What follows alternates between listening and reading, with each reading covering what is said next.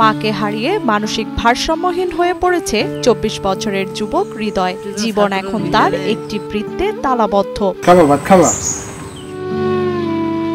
প্রায় ২.৫ বছর আগে হঠাৎ মায়ের মৃত্যু স্বাভাবিকভাবে নিতে পারেননি হৃদয়। এরপর থেকেই দেখা যায় তার অস্বাভাবিক আচরণ। ওর মা কোথায়?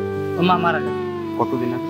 আজ ২ বছর আগে। ওর মা মারা যাওয়ার পরেই এই হয়েছে। ওর মা মারা গেছে, এইটাও করতে পারেনি, সামলাইতে পারেনি। এক সময়ের মেধাবী ছাত্র হৃদয় এখন পুরোপুরি মানসিক ভারসাম্যহীন হয়ে পড়েছেন। কিন্তু এক সময় স্বাভাবিক জীবন ছিল তার। হই হুল্লোড় করত সহপাঠীদের সাথে, কিন্তু এখন সে পুরোপুরি চুপ। এটা একটা পশু না, এটা মানুষের দৃশ্য তো দেওয়ার মতন না। এ তো খুব ভালো ছেলে ছিল, মেধা ভালো ছিল, কিন্তু সারাদিন এই যত মানুষ আছে এই সবাই এর দেখে আফসোস করে, কিছু করার নাই।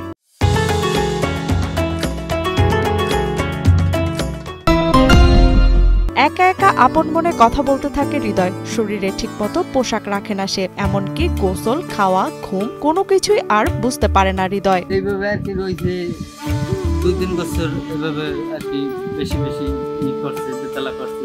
হৃদয়ের বাবা সোলাইমান পেশায় একজন রিকশা চালক। স্ত্রীর মৃত্যু ও আদরের ছেলের অস্বাভাবিক আচরণে দিশেহারা হয়ে পড়েন তিনিও। নিজের শেষ সম্বল ভিটামাটি বিক্রি করে একসময় ছেলের চিকিৎসা করেন তিনি। চিকিৎসায় কিছুটা সুস্থ হলেও পরে আর অর্থের অভাবে চিকিৎসা করাতে পারেনি বাবা সোলাইমান।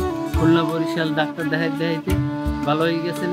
তারপর ওর মা মারা যাওয়ার পরে আবার এই স্বাভাবিক আগের নাম হয়ে গেছে। আমি এই পোলা দেখাইছি, এখন আর দেখানোর কোনো পথ নেই। প্রতিদিন হৃদয়কে সকালের খাবার খাওয়ানোর পরে ছেলেকে ঘরের খুঁটির সাথে শিকল দিয়ে তালাবদ্ধ রেখে বের হয়ে পড়েন রিকশা নিয়ে। আর এদিকে মানসিক ভারসাম্যহীন হৃদয় সারাদিন পায়ে শিকল দিয়ে তালাবদ্ধ অবস্থায় বসে থাকে বাবা কখন আসবে। আমিই করি দেখাশোনা। আপনি কি করেন? আমি রিকশা চালাই। তো কিভাবে সারাদিন ওর পিছনে? আপনি তো গাড়ি চালান, এখন কিভাবে গাড়ি চালাই? ১-২ চালাই, আইয়া নিজে রান্ধে বাড়িতে খাইয়া, ওরে আইয়া গোসল করাইয়া তারপর খাওয়াই। সকালে রান্ধে থুই যাই, আইয়া তারপর খাওয়াই। আমি গাড়ি চালাই যাই, ওদের তালা মাঝে থুইয়া সিকেল দিয়ে দৌড়ে তালা মাঝে থুইয়া তারপর আমি গাড়ি চালাই। সকালবেলা উঠে এরকম বানকে থুয়ে যায়, আবার ২-৩ বাজে আসে, আবার গোসল করাইয়ে খাওয়াই। আর এদিকে বাবা সোলাইমান সারাদিন রিকশা চালিয়ে বাড়িতে এসে ছেলেকে গোসল করে খাইয়ে আবার শিকল দিয়ে বেঁধে রাখেন।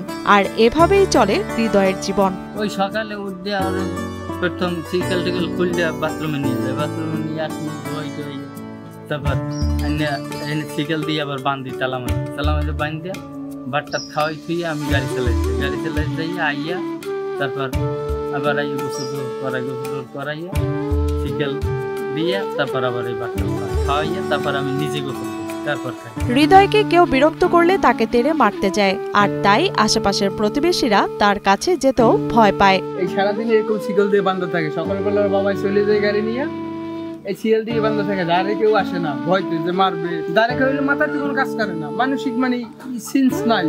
ওই আরে মারতে যায়, সারি দিলে এদিক দৌড় দেয়, ওদিক দৌড় দেয়। এই জন্য আমরা তালা মেরে রাখি। খাবার টাবার দিতে কাছে আসতে পারি না, আমাদের মারে।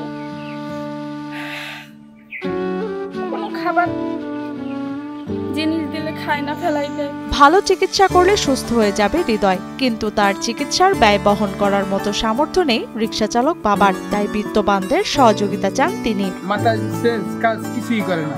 ডাক্তাররা নিয়ে গেছি, একবার চিকিৎসা করলে ভালো হবে, কিন্তু যেটু জায়গা জমি ছিল সব বিক্রি করা শেষ। আর খালি এই ঘর ছাড়া আর কিছু আর নাই। আপনি আমার একদিন সাহায্য করবেন, পরদিন তো করবেন না। এরকম যদি কোনো মানুষ যদি একটু সাহায্য করতো, হাত বাড়াই দিত, তাইলে হয়তো আল্লাহ নামলেই ভালো হইতো। কিন্তু চিকিৎসার অভাবে জীবনটা ভঙ্গ হয়ে গেছে।